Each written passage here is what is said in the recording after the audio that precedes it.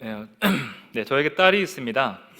이름을 지을 때 참 고민을 많이 했던 기억이 납니다. 나중에 꼭 딸을 낳으면 좋겠다. 그러면 그 이름을 꼭 하라라고 해야지. 여러분, 뜻이 뭘까요? 제 성이 강시다 보니까 강하라라는 그런 강한 어감도 있지만 원래 뜻은 하나님 나라를 세워라라는 뜻으로 강하라 이렇게 지었습니다. 그리고 남자아이가 태어나면은 세울 건자를 써서 강건이라고 해야지.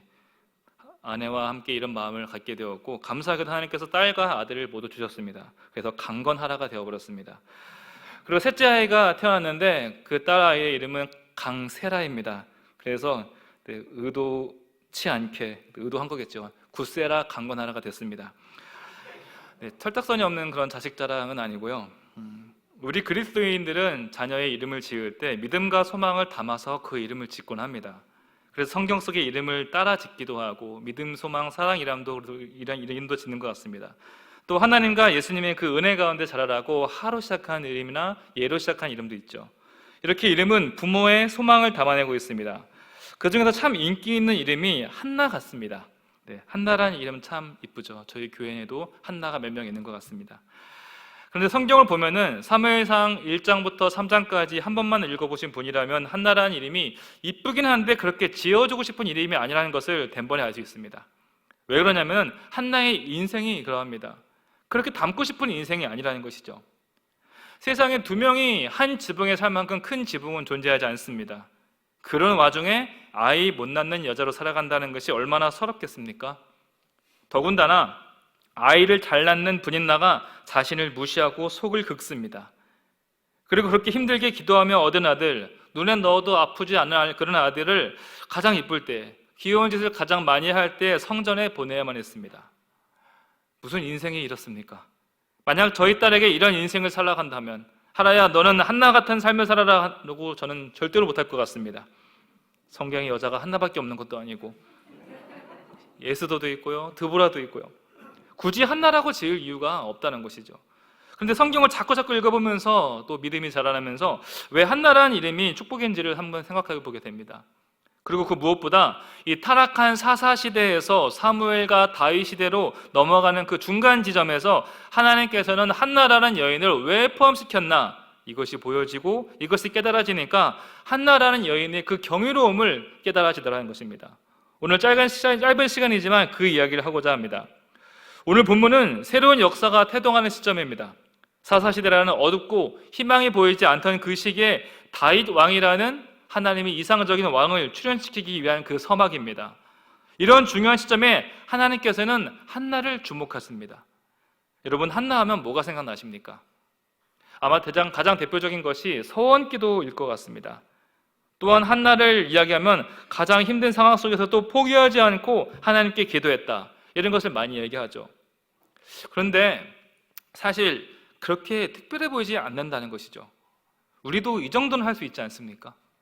우리도 힘들 때면 기도원도 가고 금식하면서 기도도 하죠. 또한 서원 기도도 합니다. 하나님을 의지하며 새벽 기도도 합니다. 우리도 똑같이 기도하며 예배하며 부르짖습니다. 솔직히 말하면 우리가 늘 드리는 예배, 기도, 한나가 어마어마한 것을 한 것 같지는 않다는 것이죠. 또 다른 쪽으로 살펴볼 것이, 우리는 성경에 기록된 인물들을 통해서 많은 도전과 용기를 받게 됩니다. 그런데 우리도 다윗처럼, 또한 요셉처럼, 다니엘처럼 그런 사람처럼 살아야 한다. 우리도 엘리야처럼 기도를 해야 된다. 분명 감동적인 장면이고 도전적인 모습이지만 우리도 그런 모습을 살아야 한다라는 쉽지 않은 요구를 받을 때가 너무나 많다는 것입니다. 그러다 보니까 신앙생활이 큰 희생이 필요하다는 인식이 심어지면서 난 안 해, 난 못해, 난 그렇게는 안 할래. 오히려 우리가 믿음의 도전을 포기하게 되고 남의 일로 여기게 될 때가 참 많다는 것이죠.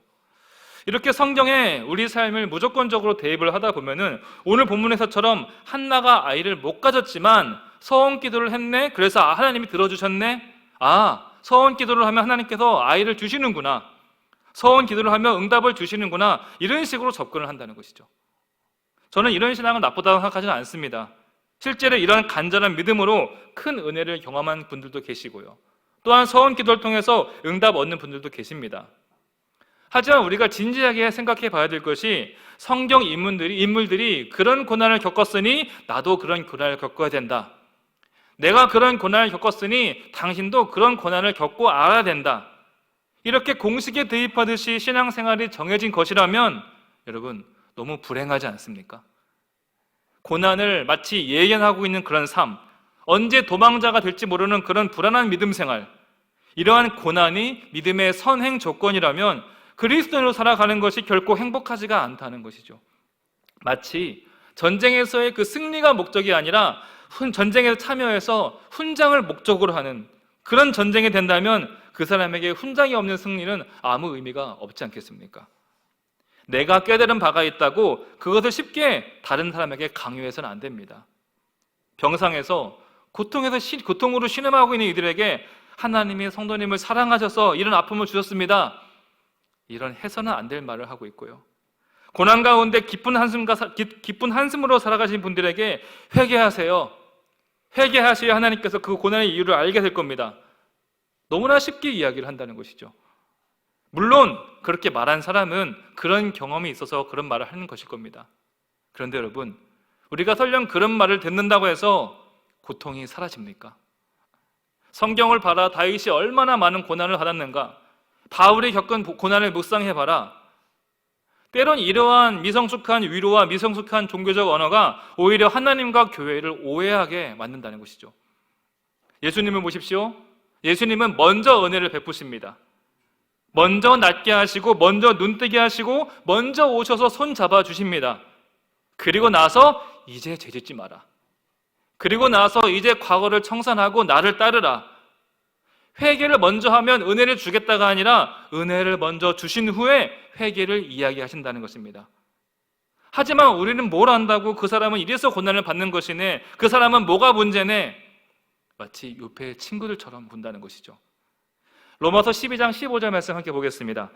즐거운 자들과 함께 즐거워하고 우는 자들과 함께 울라. 당사자가 깨달아야 될 말, 당사자가 들어야 될 말씀은 하나님이 직접 하십니다. 괜히 우리가 나서서 가르치려 하지 말고 우는 자들과 함께 울라 하신 말씀을 기억하는 여러분 되시길 바랍니다. 우리가 오늘 말씀을 통해서 보고자 하는 것은 왜 한나인가입니다. 앞서 이야기했듯이 한나의 예배와 한나의 기도가 그렇게 특별해 보이지 않는 그런 모습 가운데 하나님께서는 어떤 한나의 모습에 주목하신 것일까? 그녀의 무엇을 보았길래 이스라엘 역사에 남을 이름으로, 훗날에 우리가 기억할 이름으로 기억하신 것일까? 이 자리에서 예배를 인도하고 또한 종종 설교를 하다 보면 알게 되는 것이 있습니다. 한 예배 공간에서 예배에 참여하시는 분들이 있는가 반면에 같은 예배 공간에서 예배에 참관하시는 분들이 계십니다. 어떤 사람은 말씀을 통해서 큰 은혜와 보물을 발견하시는 반면에 어떤 사람들은 아무것도 발견하지 못한 채 그저 판단만 하다가 졸다가 돌아가신 분들도 계십니다. 똑같이 제사를 드리는데 하나님께서는 아벨의 제사는 받으시는 반면 가인의 제사는 안 받으셨다는 것이죠. 같은 세월, 같은 시대를 살아가다 하더라도 어떤 사람은 생명을 살리는 인생을 살아가고 어떤 사람은 전쟁을 일으키며 피를 흘리는 인생을 살아갑니다. 오늘 성경은 두 여인을 수평적으로 보여주고 있습니다. 두 여인이 같은 지붕 아래 살아가면서 매년 같은 때에 하나님께 예배드리러 올라갑니다. 하지만 분인나는 한나를 격분시키고 한나는 하나님을 감동시킵니다. 한 여인은 새로운 역사를 여는 여인으로 기록되어져 있고 또 한 여인은 그 사람을 괴롭히는 여인으로 기록되어 있다는 것입니다. 우리 인생이 이러할 수 있다는 것이죠.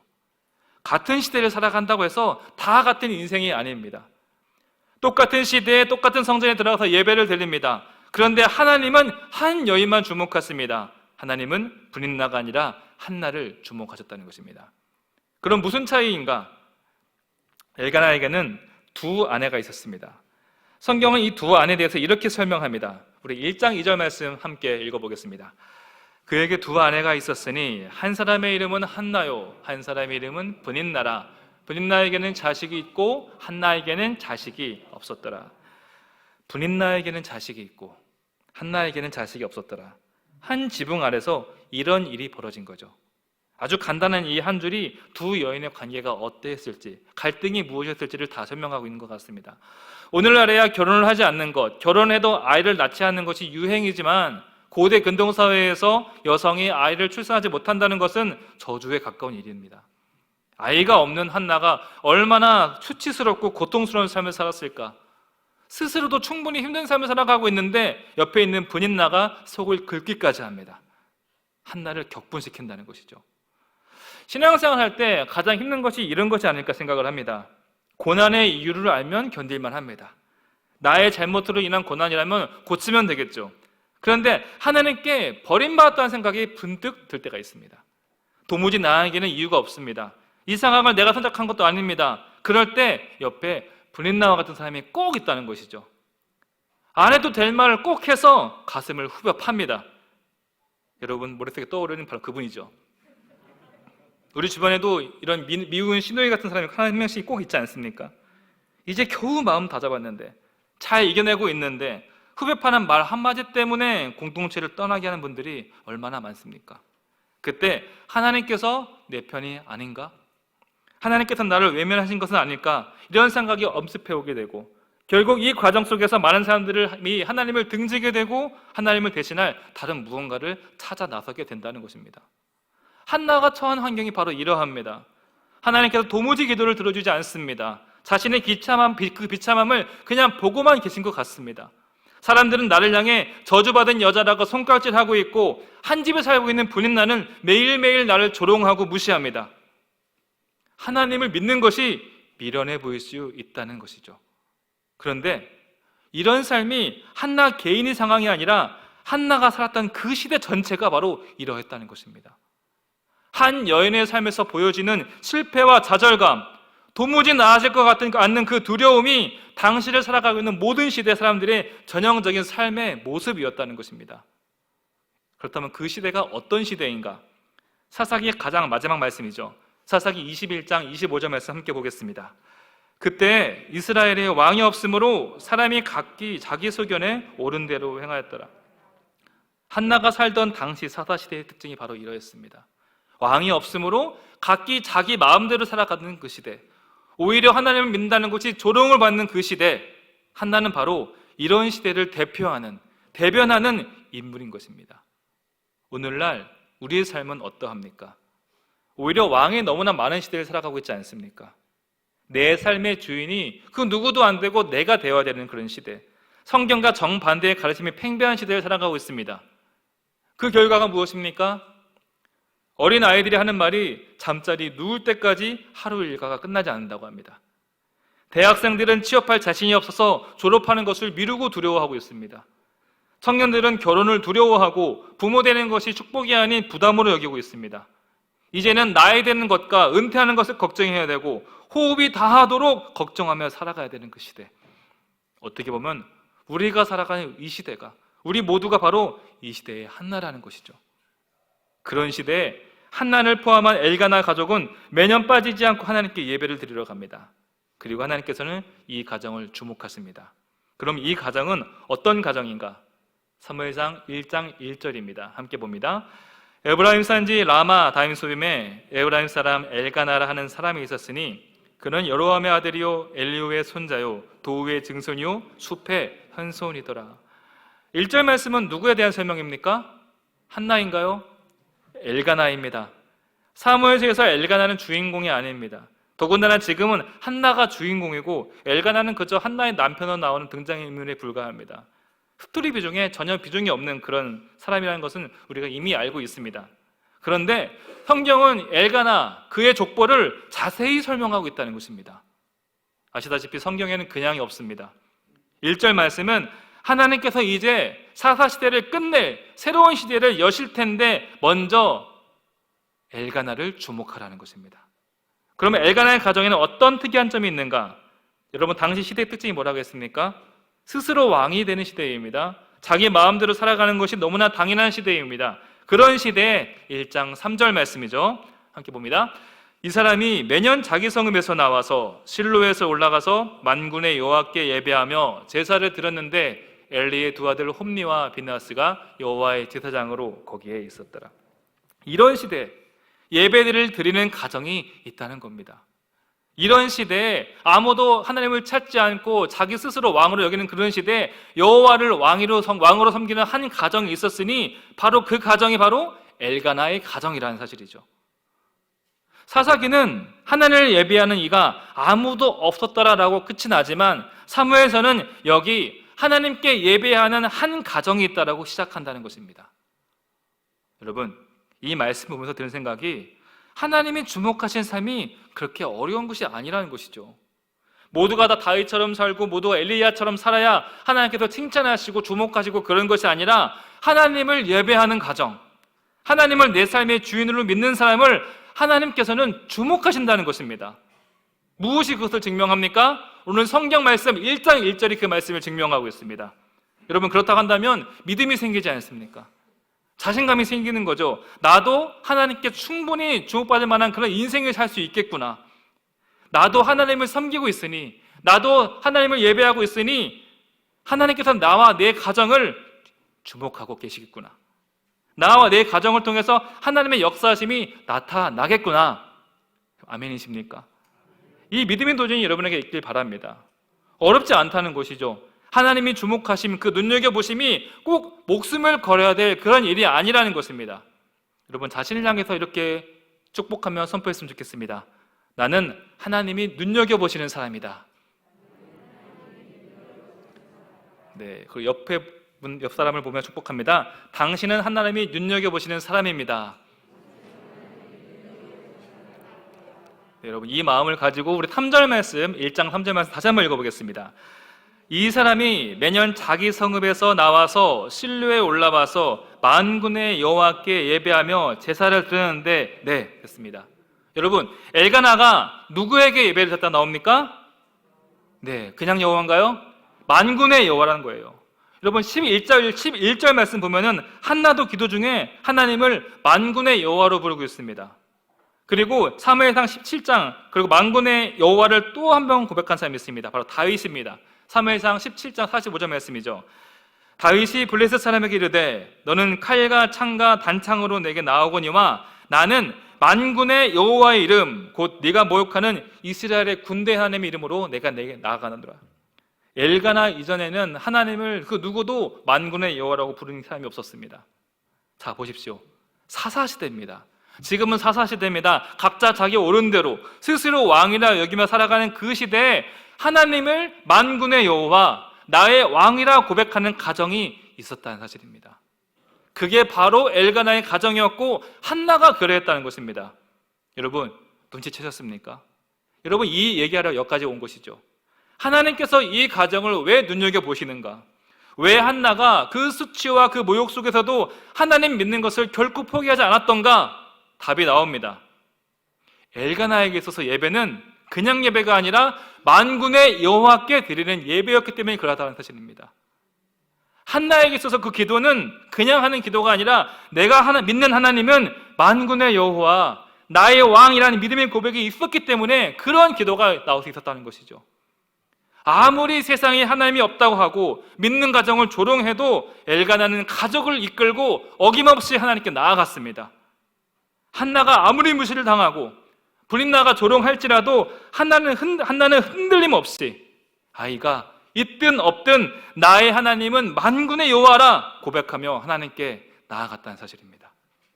여러분, 제사장마저도 하나님을 찾지 않던 시대입니다. 그런 시대에 만군의 여호와를 부르며 기도하며 통곡했던 그런 믿음의 모습이 하나님의 시선을 고정시킬 수 있었다는 것입니다. 지금 세상을 보십시오. 교회가 손가락질을 받고 있는 시대입니다. 성실하게 신앙생활하는 사람들이 미련해 보이는 시대입니다. 최근에 한 장로님이 식당에서 식사 기도를 하시는데 젊은 사람들이 와서 시비를 걸면서 욕을 하면서 조롱을 하더라는 것이죠. 여러분, 우리는 이런 시대를 살아가고 있습니다. 근데 더 안타까운 것은 눈에 띄게 잘 나가고 사회적으로 성공을 해야 하나님의 은혜가 임했다고 믿는 시대를 살아가고 있습니다. 이미 교회에 그런 잘못된 복음이 들어와서 때로는 아무런 보상 없이 고난 가운데서도 하나님을 믿는 사람을 오히려 믿음이 없는 사람이라고 손가락하는 시대를 살아가고 있습니다. 잘 나가야, 잘 풀려야 하나님께서 복을 주신 것이라고 거짓을 외치는 시대, 엘가나와 같은 가정이 무시당하는 시대, 한나와 같은 사람을 조롱하고 저주하는 시대. 여러분, 이 시대에 우리는 이 말씀을 어떻게 읽어야 되겠습니까? 내 소견대로 내 생각대로 살아가는 것이 너무나 당연한 이 시대에 하나님을 믿는다는 것이 무엇인지, 하나님을 예배한다는 것이 무엇인지 오늘 성경을 통해서 우리는 이정표를 발견하게 된다는 것입니다. 저는 오늘 이 말씀이 여러분들에게 도전이 되길 바랍니다. 단순합니다. 하나님을 나의 왕, 만군의 여호와로 믿고 섬길 것인가? 아니면 변질된 기드온처럼 자기 자신을 왕으로 섬길 것인가? 성도 여러분, 하나님을 만군의 여호와, 나의 왕으로 믿고 의지하는 여러분 되시길 주님의 이름으로 축복합니다. 오늘 성경 보면서 하나님의 의도가 분명히 보입니다. 앞선 성경 사사기를 보면은 몇몇 사사들 빼놓고는 별다른 기록이 없습니다. 모세도 그의 부모는 레위인이었다. 여호수아도 유다 지파 눈의 아들이다. 이게 전부입니다. 하지만 엘가나는 몇 대를 거슬러 올라가면서 길게 그 가족을 설명한 이유가 뭐겠습니까? 이렇게 자기 소견에 옳은 대로 살아가는 이 세상 속에서 과연 하나님을 신뢰한 사람이 있는가? 누가 이런 때 하나님을 의지하고 누가 이런 때 하나님께 기도하는 사람이 있는가? 이렇게 의심하고 조롱하는 이때 오늘 말씀에서 하나님께서는 보란듯이 말씀하십니다. 자 봐라, 그가 바로 여기 있다. 이것을 바로 보여주고 싶으신 겁니다. 바로 자기 소견대로 살아가는 이 시대에 나를 예배한 이가 바로 여기 있다. 나 여호와가 아이를 두지 않았음에도 불구하고 실망하지 않고 의심하지 않고 오히려 나를 신뢰하고 내 이름을 부르는 이가 바로 여기 있다. 온 세상을 향한 하나님의 외침이라는 것입니다. 한마디로 엘가나와 한나는 하나님께서 세상을 향해 내세우시는 그 시대의 대표주자인 겁니다.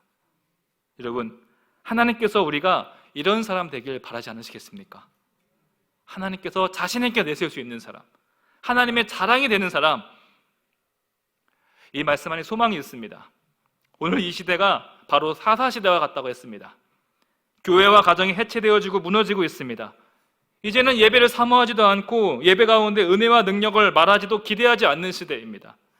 다들 스스로 왕이 되어 살아가지만 늘 노예처럼 짓눌려 살아가는 이 시대.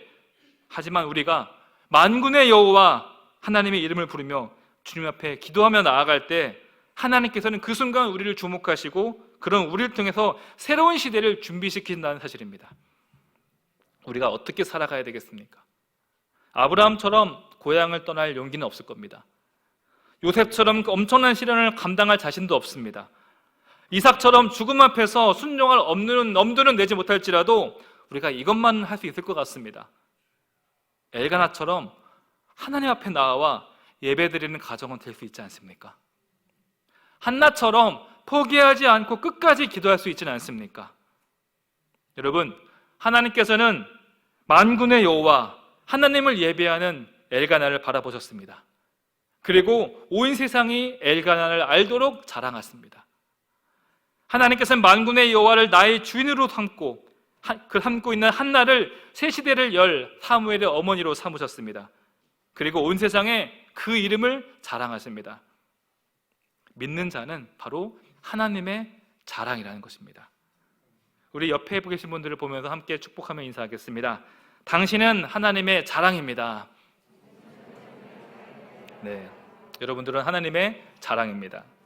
네, 말씀 마무리하면서 사무엘상 3장 3절 말씀 함께 보도록 하겠습니다. 함께 봅니다. 하나님의 등불은 아직 꺼지지 아니하였으며 사무엘은 하나님의 궤에 있는 여호와의 전안에 누웠더니. 그 시대는 하나님의 교통이 사라진 시대입니다. 가정 내에 믿음의 유산이 전승되지 않던 그런 시대, 제사장도 기도하지 않고 제사장의 아들들이 나서서 하나님을 모독하고 있던 그런 시대에, 하지만 성경은 하나님의 등불이 꺼지지 않았다, 하나님의 등불은 아직 살아있다라고 분명히 이야기합니다. 여러분, 오늘날이 이때와 같다 하더라도, 우리의 삶이 한나와 같다 할지라도 우리에겐 소망이 있습니다. 왜 그렇습니까? 방금 읽은 3절 말씀처럼 하나님의 등불이 살아있는 한 우리에게는 소망이 있습니다. 하나님의 등불이 꺼지지 않는 한 언제나 우리에게 문은 열려져 있습니다. 우리가 무엇을 할 수 있습니까? 우리는 기도할 수 있습니다. 우리는 예배드릴 수 있습니다. 예배드린다고 기도한다고 달라집니까?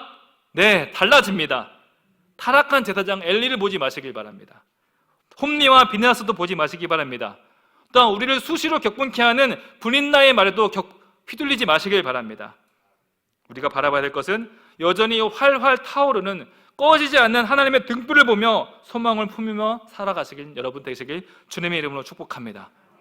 그럴 때 우리가 만군의 여호와 하나님의 이름을 찾고 하나님을 나의 삶의 주인으로 고백하며 살아가는 그때 하나님께서도 우리의 삶을 바라보시고 주목하실 것이며 예배하는 나와 우리 모두의 가정은 이 시대의 역사의 도구로 반드시 쓰임받게 될 것입니다. 이 시간 함께 찬양하실 때 내가 하나님을 찬양하는, 하나님을 예배하는 예배자가 되겠습니다. 내가 주님을 증거하는 예배자가 되겠습니다. 내가 다른 거는 몰라도 하나님께 예배드리는, 기도하는 사람이 되겠습니다. 지금 함께 결단의 찬양 함께 부르도록 하겠습니다. 아무도 예배하지 않는 그곳에서 주를 예배하리라. 아무도 찬양하지 않는 그곳에서 나 주를 찬양하리라. 누구도 헌신하지 않는, 헌신하지 않 그곳에서 주께 헌신하리라. 누구도 증거하지 않는 그곳에서 나 주를 증거하리. 내가 밟는 모든 땅, 내가 밟는 모든 땅 주를 예배하게 하소서. 주의 보혈로 덮어지게 하소서. 내가 선이 곧 주의 거룩한 곳 되게 하소서. 주의 향기로 물들이소서. 내가 밟는 모든 땅, 내가 밟는 모든 땅 주를 예배하게 하소서. 주의 보혈로 덮어지게 하소서. 내가 선이 곧 주의 거룩한 곳 되게 하소서. 주의 향기로 물들이소서. 시간 말씀을 기억하면서 함께 기도합니다. 하나님께서는 아무도 예배 않는 그 시대에 만군의 여호와 이름을 부르는 엘가나의 가정을 주목하셨습니다. 우리 인생 만군의 여호와, 나의 왕, 나의 하나님만 바라보게 하여 주시옵소서. 꼭 원하는 아이를 주지 않으셨을지라도 여전히 하나님을 신뢰하며 의지하는 인생 되게 하여 주시옵소서. 함께 기도하며 나아가도록 하겠습니다. 아버지 하나님, 자기 속을 속여내 옳은 대로 살아간 시대를 살아가고 있습니다. 사사시대와 같은 그런 시대를 살아가고 있습니다. 오히려 왕의 너무나 많은 시대를 살아가고 있습니다. 주님, 그럼에도 불구하고 우리가 주님을 예배하게 하여 주시옵소서. 주님의 이름을 찾게 하여 주시옵시고 주님께 기도하게 하여 주시옵소서. 주님을 만군의 여호와라 부르며 아버지께 나아가면 인생 되게 하여 주시옵소서. 우리의 가정이 하나님을 예배하는 가정 되게 하여 주시옵시고 내가 서 있는 땅이 거룩한 예배의 처소가 되게 하여 주시옵소서. 주님께서 주지 않으실지라도, 그리 아니하실지라도 주님을 더욱더 신뢰하며 의지하며 주님을 향한 믿음을 굳건히 우리에게 붙잡아 주시옵소서. 아버지 하나님, 우리에게 믿음을 주셔서 하나님을 예배케 하시니 감사드립니다. 주님을 찬양케 하시고 기도케 하시니 감사드립니다. 세상의 수많은 가치들 속에서도, 다양하고 좋은 것들이 다양한 이 세상 속에서도 가장 좋으신 하나님만을 섬기며 살아가게 하여 주옵소서. 선물로 주신 그 복음을 자랑으로 여기며 살아가게 하여 주시옵소서. 그리하여 우리와 우리 자녀들이 하나님의 자랑이 되게 하여 주옵소서.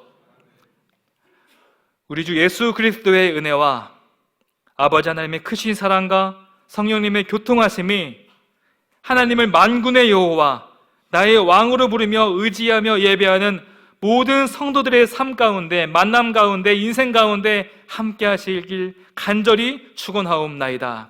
아멘.